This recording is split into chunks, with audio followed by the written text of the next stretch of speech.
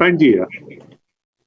Hola a todos y bienvenidos a su programa de RDA Show, donde estaremos hablando de los mitos y los hechos acerca de la defensa. Damian, you have something to tell, to say something to us, so go ahead. Well, hello, everybody from the Responsible Defense Authority. Today we have our topic of needed but not mandatory. Why do I say needed but not mandatory? Because we're going to discuss all of our new gun carriers out here, first timers, millions, where it's needed to be trained, but it's not mandatory. What do you think about that, Mr. Rodriguez? Hey, Damian, Marco, guys, thanks for having me again. I think it's essential that people get a taste of what the context of your topic. I love it. We had this discussion last night, and I know this is going to be an epic conversation. So, thanks for having me. Jason, let me ask you a question. I'm going to hacerles unas preguntas. Needed but not mandatory, and we know our partner and friend Tony is getting his license at Texas, and he's been telling us it's been hard. It's not even cannot compare to Florida. What would you say, or what would you think about what can we do in Florida to have more people training? People have to realize that they are meeting a minimum mandatory standard. So they're taking a test, they're filling out an application, they're going through whatever the state requires them to do. And there's no requirement to do advanced training or continued training. Anything that has to do with staying current with the trends and patterns that bad guys are using as offenders and making our gun carriers, our responsible gun carriers, victims. And, it lends itself to being inadequate with your response to a threat. And, in Texas, it seems like if they have a higher standard to meet before they're going to hand you this weapon or allow you to have the privilege to carry with whatever their qualifications are or their requirements are. So, I think that's good. I think I commend Tony for going out there and growing beyond the standards that we have here. And to do that in two different states, that's a big deal. That's good. So congrats to Tony. Yeah, congrats, Tony. We are proud of you, Tony. Exactly. So today, as we had that conversation last night about things that are needed, but it's not mandatory. And that's big with me because with all these new gun owners and soon to be gun carriers, because there has been a flood of people coming in trying to get their certificates to get concealed and needing to get their fingerprints done with all this madness with the COVID and Department of Agriculture being closed. There is a flood of people. And my thing is, without being trained and not being mandatory, we're going to have an issue with people being responsible. How do you think we can reach more people? Sometimes people is looking to get more training. How can we get to them? Well, I think we got to make ourselves noticed. But when you want training and you want something, you're going to find it. If you want lobster and shrimp, you're going to find lobster and shrimp. You're not going to wait for somebody to present it to you. If you want more training with a firearm, you're going to find it. It's not going to be hard to find. It's the point of, are you looking for it? And when you're not looking for it and it's not mandatory for you to do, we had that problem where people are not looking and they're not getting the training needed. That's a good point. Typically, what I see when I'm working with students is you have 4 different types. You have the student that is really not willing and doesn't have any skill set. And that's on one side. That's at the bottom. Then you have on the left side, you have those that are willing but don't have any skill set. On the right of that, you have the ones that have skill set, but they're not willing to train. And I think the majority of them fall into that category. They have the minimum mandatory skill set, but they're not willing to advance their training. They're not willing to continue. And then on the top, you have the ones that are willing and have skill set, and those are the ones that usually excel in in training and being rated and scoring and doing well in force on force training, scenario based training. And I think they have the open mind to get out there and to apply themselves because they know the stakes are high. You know, I think there are several different ways that we can try to entice people to get training, maybe make them aware of why training is important. And I think one of the high end lures is how it's going to impact their pocket if they make a mistake. If they overreact, or maybe they draw their gun, brandish their gun in a situation that wasn't warranted. And these things can be set up in training where what we're looking to do really is to apply risk management to carrying the gun or any weapon, knife, baton, spray, stun guns, A through Z. And so I think if we showcase to them the risk management factor of responsible gun carry, that'll open up their eyes, because if they make a mistake, it's going to hit them in the pocket. That's for those that are going to drag, and so everybody loses out there. I totally agree with that, Jason, because like you said, with those four types of people, that is head on, that is spot on, because we have people out here that just they don't want to put forth what it takes. You have people that want to put forth what it takes but can't. Then you have people that have the skill set but don't have the will. And that's the latter of it, because I see a lot of people when I give these classes, I can see it and I explain to them, hey, you need more training. They're okay. And they're out the door. And I can understand, okay, you can't do it right now, but get training, because without training, you're novice. Basically, you're novice. Might have some skill set, but for real situations, you don't have the skill set. I don't care what nobody says. Without some real type of training, especially in self-defense with a force on force, whatever skill set you think you have, you don't really have if you've never been in that situation.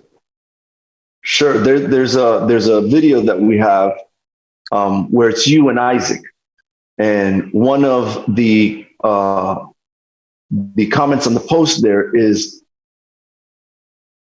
you may be trained for the event, but that doesn't mean you're prepared for it, right?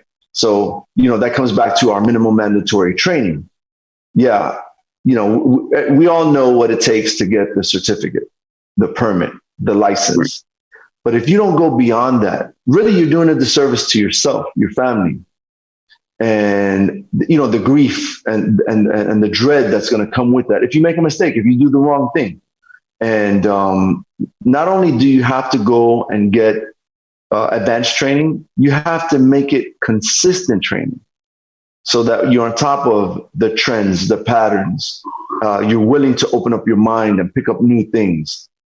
One of the things that I see when I'm covering training is a lot of our newbies into the gun culture. They're quick to run to the rifle, and a lot of their training involves rifle training. Well, in the end, unless there's a civil war, a zombie apocalypse, or you're taking your gun to or from the gun shop or the range, chances are you're not going to have your rifle with you. And so you're going to have to depend on the handgun. And so we need to invest some time there. We need to invest some time in drawing. And sometimes we can do these things on our own to isolate maybe a movement, maybe a specific skill. Right.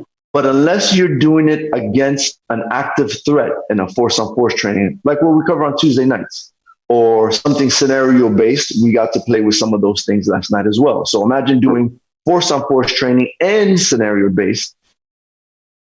The chances of making a mistake, the chances of being taken by surprise and not having an answer for it, not being able to problem solve, are reduced because we're training in risk management.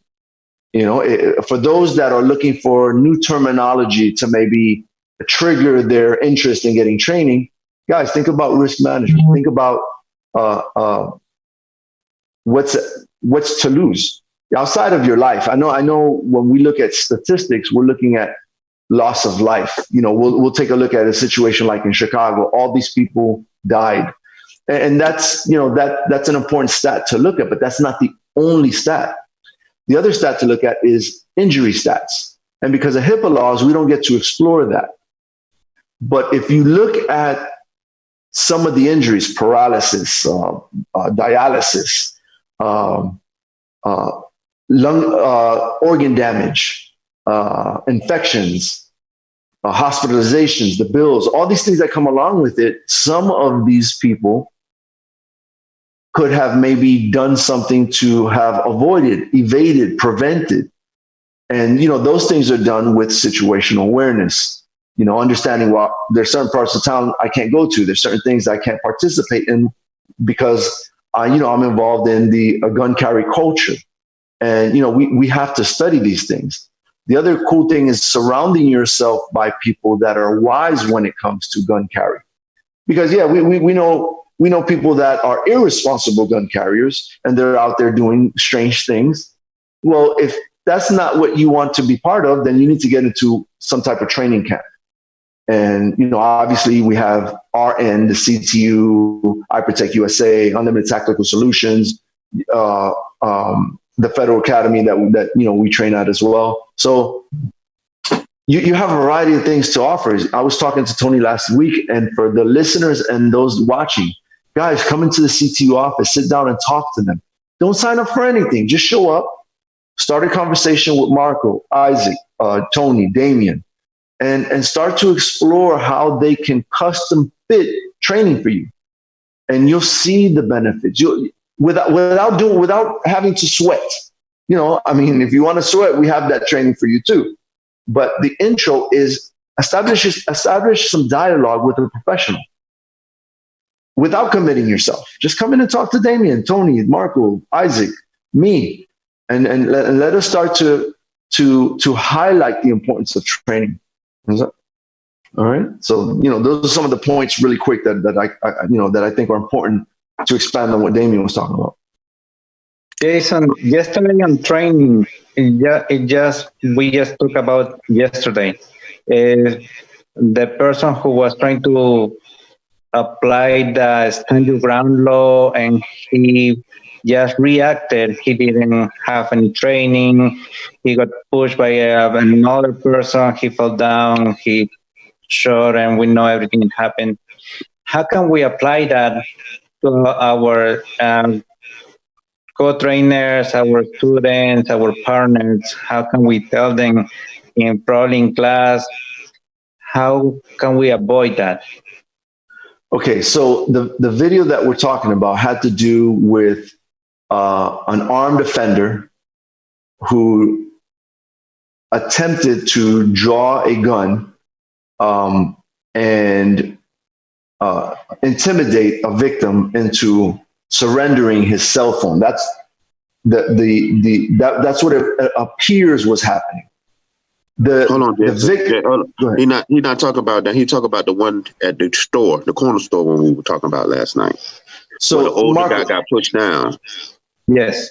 Oh, okay. So in that case, that one there had to do with someone that was a senior citizen that got into a verbal confrontation. Things escalated to where it became a push, which caused the senior citizen to fall down to the ground. He drew his weapon and he fired his gun. So when we're looking at scenarios like that, what we want to do is we want to expose all the other options that were available. De-escalation, big. Avoidance and evasion, another one. So if we can avoid and evade, we don't even have to get into the confrontation. But let's say it's forced on us. Then, hey, let's practice some de-escalation. Just because you de-escalate doesn't make you soft, doesn't make you a punk. Guys, if we're truly looking at risk management, one of the things that we have to start to taper off of is making decisions with our egos, our feelings.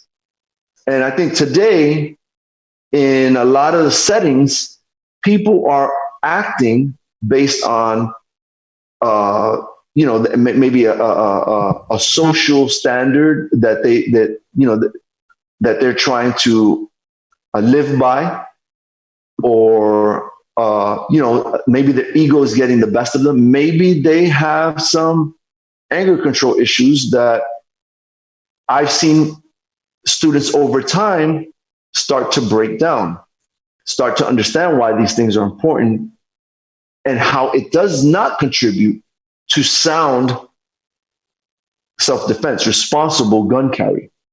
And in a setting where you're using force on force and you're using scenario-based training, and you're working with instructors that provide comprehensive construction of your self-defense, these things can be addressed. But if you think that you're going to be able to control all these elements on game day without preparation, you're going to lose. All you have to do is look at professional athletes. Professional athletes spend maybe 20 seconds of play during a game. So that let's take any professional athlete. And if you combine the time that he is active with the ball, grappling, fighting, if you take the time and you look at how much time was invested in training for the short amount of time that he was active, even look at professional fights, they're over in a couple of minutes. Unless you're going and you're doing some boxing where the rules are set up to prolong the event.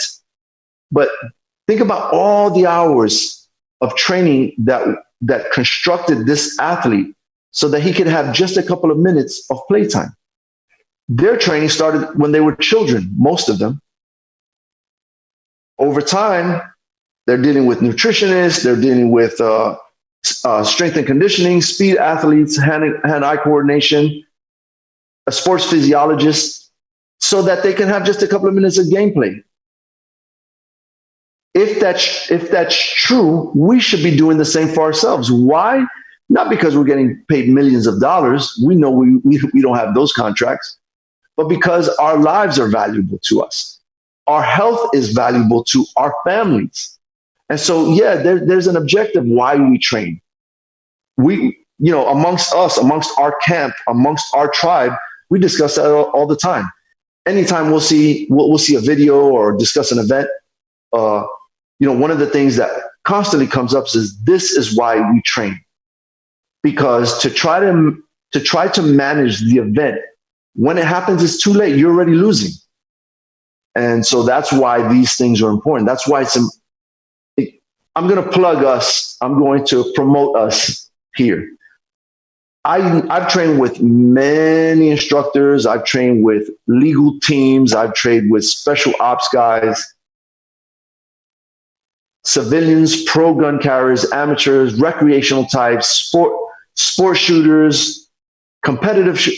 In the end, we have a comprehensive system, a comprehensive network that you can come to on your free time. That we're not going to pressure you to do anything, but you have to have the will to come and train. If you don't have the will to come and train, or go visit wherever you're at, wherever you're listening from, whether it's here in the United States or abroad, it doesn't matter. What you need to do is you need to get into a training program with professional and responsible instructors, and that's what we have here. And that's why we do the Responsible Defense Authority show. That's why always on CTU, when we're doing our classes or we're giving our classes, we always said, Tuesday night, we are all students. Sure. Jason, let me ask you a question. It's kind of very similar to this stand your ground law, and we know this person thought he got it, but he actually didn't. And it always come out in our classes, the castle law, your house, your business, your vehicle. Your house is your castle. And people always think, oh, if anyone comes into my house, I can shoot at them. What can you, uh, when you, what can you tell us about that?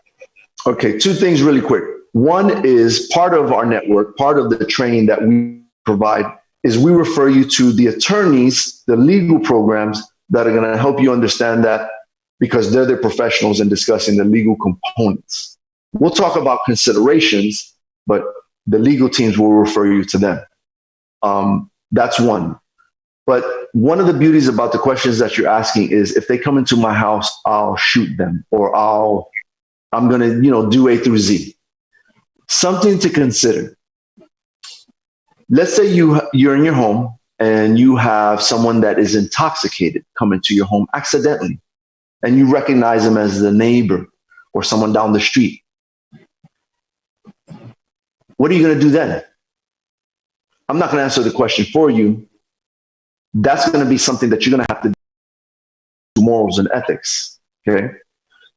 Second, let's say you have a situation where law enforcement shows up and an alarm goes off, or someone makes a call that something's going on in your house, and the security or law enforcement enter the house to help you out, and they come in. Is that a shoot situation? You answer that. Whoever's listening, whoever is watching. These are things that you hadn't considered before, but this is a small little sample of some of the things you're going to pick up in class when you come to visit us. We're going to talk about these things. Why we shouldn't be using always, never, all. There's only one way. I have the green light. Some of the things that conventionally, traditionally, we've heard in the past. There are too many variables, too many considerations for you to start to think, oh, I'm always going to do it this way, or I'm never going to do that, or this is the best thing to do. That's not what you should be looking at. Let's say you have someone with reality distortion, someone that's maybe having some mental health issues, and they come into the house. What are you going to do? You're in home. The idea is if anybody breaks and enters, well, what happens if you recognize some behaviors that are not consistent with an offender, but maybe somebody that's having a struggle? Let's say somebody's being assaulted outside and they try to break into your home to escape. What are you going to do? And so these are the things, just those four that I hit you with just now, for the listeners, for the watchers, for the viewers, because our guys here, we all know about these things. What are you going to do? Have you trained for those situations? Have you trained in de-escalation? Have you trained in articulation? How do you explain what happened? Maybe all the signs were, all the indicators were that you were being victimized. You responded. What happens next? Are you prepared for that? Remember, your violent confrontation is going to be over most likely in a few seconds. Then what? Have you considered that? What do you do with the gun? Who do you call? What do you do with evidence on the scene? What do you do if there's multiple offenders? What happens if someone in your house is injured before you were able to react or respond? What are you going to do? And so all of these things, these are just teasers. I'm not going to give you the answers here, but these are the things that you need to consider. If you haven't considered these things, you need to come to training. I just with those couple of pointers, just those tips, just those bullet points, that's enough to get you into training. If you're looking to be a responsible gun carrier, because Damien said he put it really well last night. When it came to the 5-year-old, Damien, why don't you just expand on that a little bit? Yeah. So, I expand on that because, we have our people who take our classes. When you get certified, you do what's needed to do. You put in all your paperwork. Now, if we were to hand a toy gun, of course, rubber gun, something that won't even shoot, and I hand it to a 5-year-old, That 5-year-old is not going to hold it up the wrong way. He or she is not going to hold it any way that it can't be used correctly. And with video games and the way they are today, they really are. And I tell people all the time, if you can't do any more than a 5-year-old could do, would you trust a 5-year-old in a self-defense situation? And every last one of them tell me no. And I have to come back and let them know, now, you have just as much skill as that 5-year-old. So you can't tell me you don't trust the 5-year-old in the situation when you both have the same skill set. And it makes people realize, like, I need training. And that is a focus on training. We're not going to give the 5-year-old a gun and say, hey, save my life. No, you're going to try to take the weapon and save and defend that 5-year-old as well as yourself. But without training, you have no more skill than they do. Sure, And that is a great example of minimum standard. If you have the minimum standard and you're operating at the minimum standard, then your results are going to be minimum standard. That's the way it works. And you would never take someone that has a collection of Sports Illustrated magazines and now take this person and put them on the A team in the Super Bowl. You never do that. But that's what we're doing to ourselves. We're going out, we're buying a gun, we're talking to our friend Frank, Bobby, and Felix, and we're having discussions with them, and they're all going to have a different opinion. If you are building your training standards off of their opinions, on game day, you're going to be the one to suffer. I mean, all you have to do is go online, on television, online, go throughout history, and you'll see civilians are getting themselves into jam. They end up arrested. They end up in a jam where they have to deal with civil issues. They'll be sued. They'll go to jail. They'll be on probation. Their guns are taken from them because they weren't prepared for all the consequences that come with the use of a weapon for personal defense. And these are things that we have to train. I think something else that I'm going to mention really quick here is don't make the mistake to think that when you go to training, it's just to get tactics, physical tactics. There are going to be criminal considerations you have to look at, civil considerations, administrative considerations. And there's some others that we look at to best prepare you when it comes to decision making, when it comes to discretionary shooting, meaning is it a shoot or no shoot situation, and how you can try to maybe even minimize the chances of having to get yourself involved in a shoot situation. If those options are available to you, you need to know how to use them. You need those cards as part of your playing deck. Jason, just before we change, because you just said someone might be assaulted outside on the street and they're trying to get help in your house probably, and sometimes people think that might never going to happen, that cannot be true, or we are trying to come out with something. Just come to my mind on one of my meetings for Toastmasters. Just to explain really quick, Toastmasters is where we learn how to basically the step-by-step how to talk or how to tell the story. And one of the Toastmaster members was assaulted on the street coming out of a supermarket. He tried to run.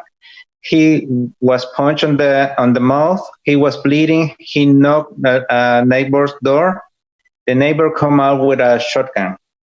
He was bleeding and everything, and he said, "Get the F out of here," and he was trying to look for help.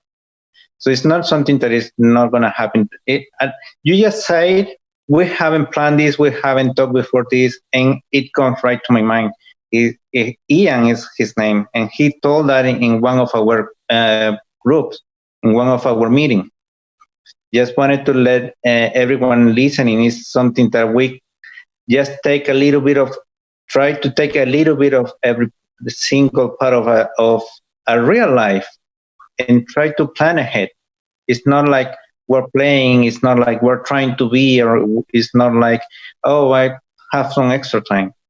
is something that we are dedicating. We are trying to be as safe as possible, to be as responsible as we can be. I'm glad you shared that. Thank you. Let me cut a little bit off because we have almost 40% of the time, and I just want to do a really fast resume on Spanish of what we have talked about. Sure, go ahead. We'll tell you guys, para decirles a ustedes en español, estábamos hablando needed, but not. How is it? Needed, but not? Mandatory. Mandatory, needed but not mandatory. Es necesario, pero no es un mandato por ley aquí en Florida de los entrenamientos que uno hace después de que uno obtenga su licencia.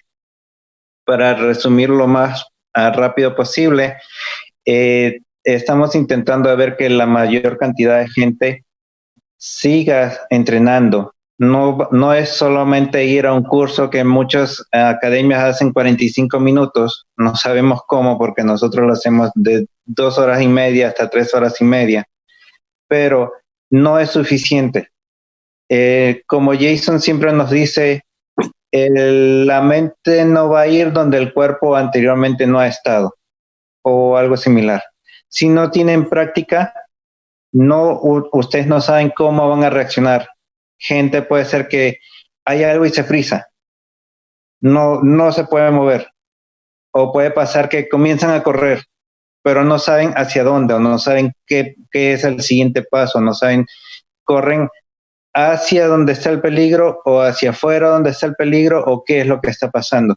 En lo que uno no se entrene, no puede tener la mayor probabilidad de salir ileso. Hablamos de 2 leyes que existen en la Florida, que uno es que tú puedes permanecer en tu sitio, stand your ground, no tienes que retroceder, pero suceden en fracciones de segundos en las cuales uno puede tomar una decisión y saber si esa decisión es correcta o no. Como dimos un ejemplo, alguien intentó usarla y ahora está pagando pena de cárcel por unos años porque la persona afectada falleció. La otra ley que hablamos es de la ley del castillo, que la casa, el trabajo o el carro es tu castillo. Y mucha gente dice, si alguien se mete a mi casa, yo simplemente disparo. No es solamente así, sino que tenemos que tener muchas otras consideraciones, como nos decía nuestro instructor. ¿Qué pasa si es tu vecino que se equivocó de casa? ¿O qué pasa si hay alguien que vive al lado tuyo, está borracho y sin darse cuenta se mete a tu casa y uno le dispara porque alguien se metió a la casa? O muchas otras consideraciones. Siempre hay que tener, no siempre es un 100% sí, 100% no. Siempre hay muchas variaciones en las cuales uno a las finales tiene que probar ante un jurado de 12 personas por qué. Y las 12 personas unánicamente deben de sentirse que ellos hubieran reaccionado igualmente. Si uno ya agotó, intenté bajar la situación, intenté huir, intenté escapar, me escondí, hice todo, y lo único que me quedó porque me obligaron a defenderme es de jalar el gatillo. Jason, did I miss something? Oh, no, well said, Marco. You hit it right on the button, bro. Awesome. Thank you. Yes, sir. What can you tell us about our training, how do we train when we have new people? How do we train when we are already old trainers? Okay, well, what I want to say is, as far we train with new people, I can speak upon myself. How do I train with new people? So with new people, I make it my business not to overpower them, because we don't want them to feel like they just can't get anything done. I don't want them to feel like, wow, this guy is just, I don't think I'd ever be able to defend myself. Yes, you give them a challenge. You make them understand, hey, there are things I need to work on.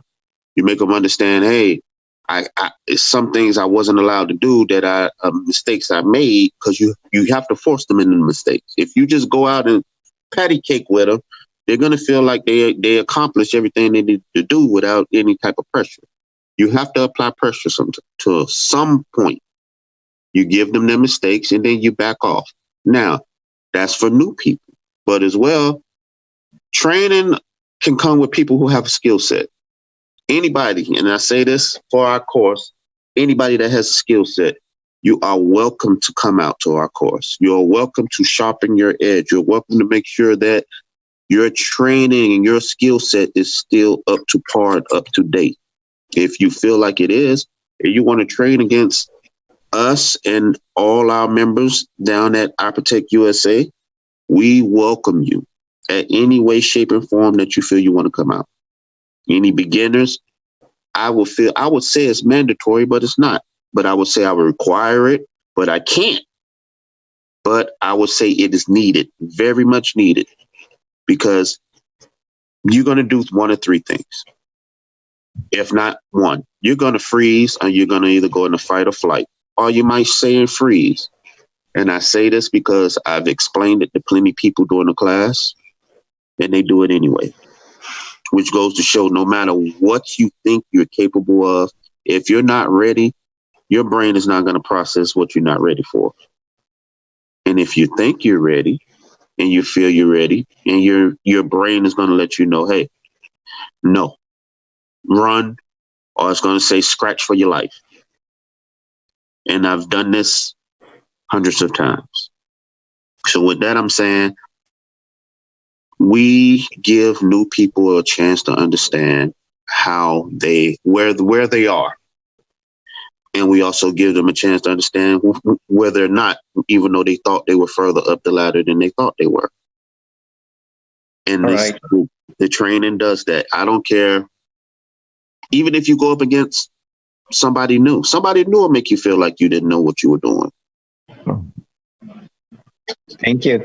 Jason, needed but not mandatory. We know there is millions of guns sold these past few months, but I have been talking to people where they said, I get a gun, but my wife is afraid of it. Or my husband has got a gun, but I cannot even see it. How can you explain the ladies, or in some cases the opposite, the guys who are afraid of the gun and the partner had already purchased a gun? One of the cool things about comprehensive training is working through baby steps. One of the things that I like that we do is we start them off with replicas. And so even some of the replicas that we use diminish the fear, because there aren't going to be any bullets that are going to fly out of the guns that we start off with.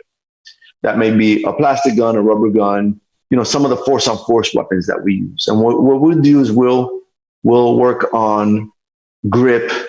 We'll talk about, the basics: sight alignment, sight picture, target acquisition, and we will graduate them depending on what our experience has shown they are capable of handling. And there's going to be all types that come through.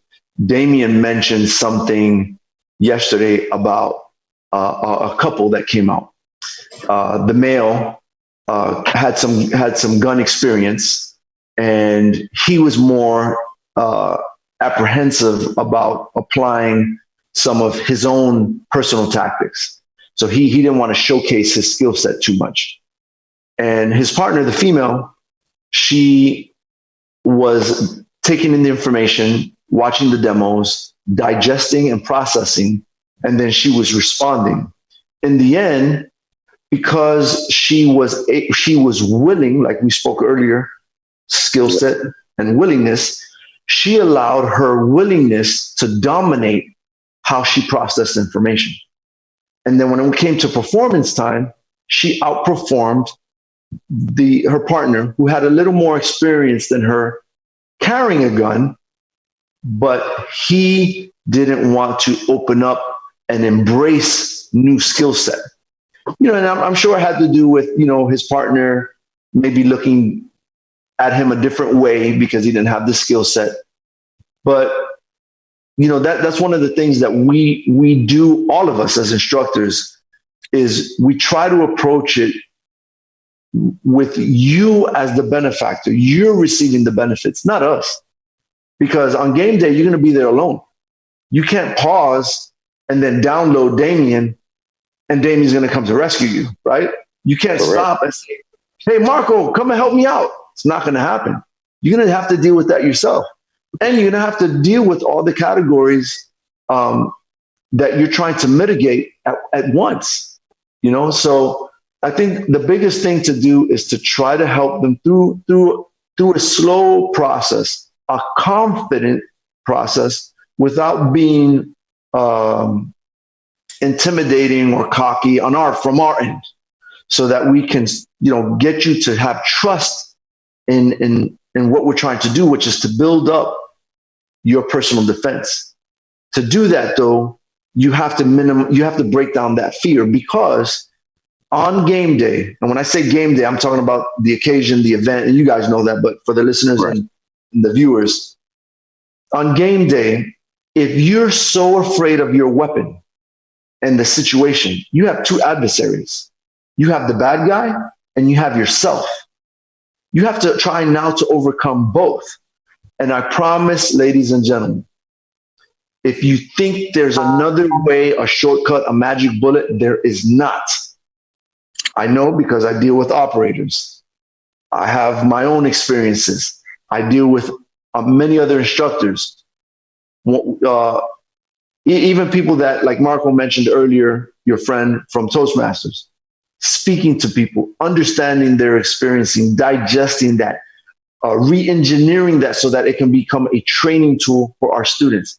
Guys, you don't get just Marco, Damien, and my experience. You get everyone that has passed through our classes. You get to borrow all of their experiences, good, bad, pro, con, all of it, pro, am, all of it. You get it all. And we're going to lay it out on the table for you.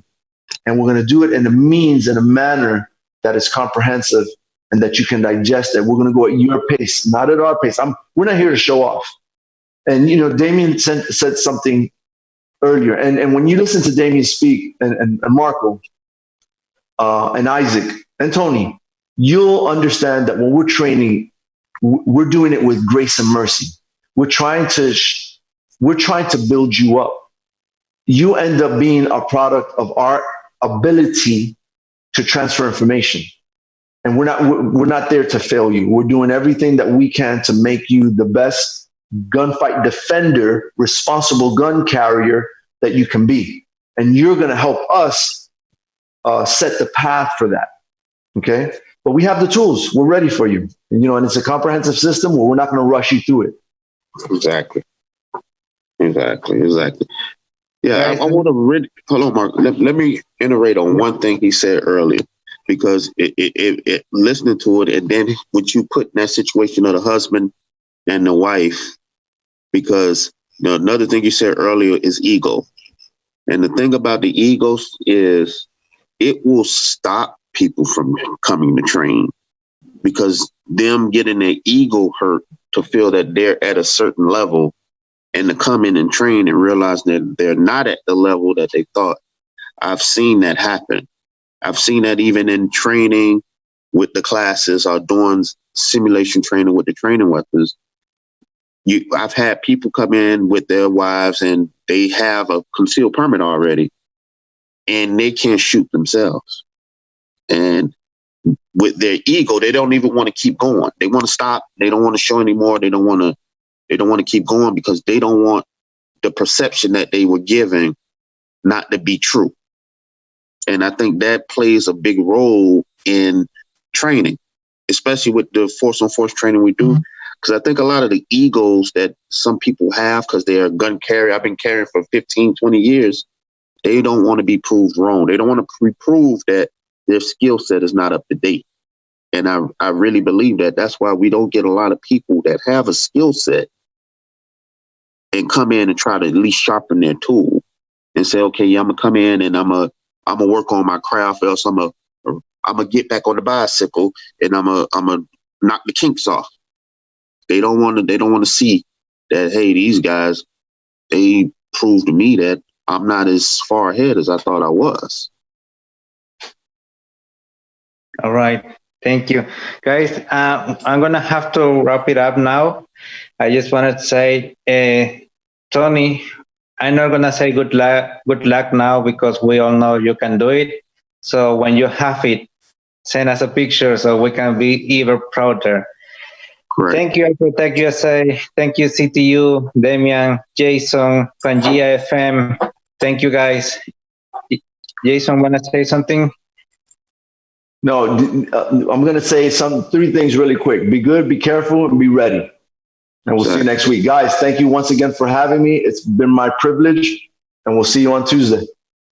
Yeah, see you on Tuesday. I want to say thank you to everybody. Please remember to be responsible. Thanks to Protect USA for coming out and being on our show again. As usual, the Zen Master. We always love having him on. And we will see you next week, Wednesday at 8 p.m. All right. Thank you, guys. Bye. Goodbye.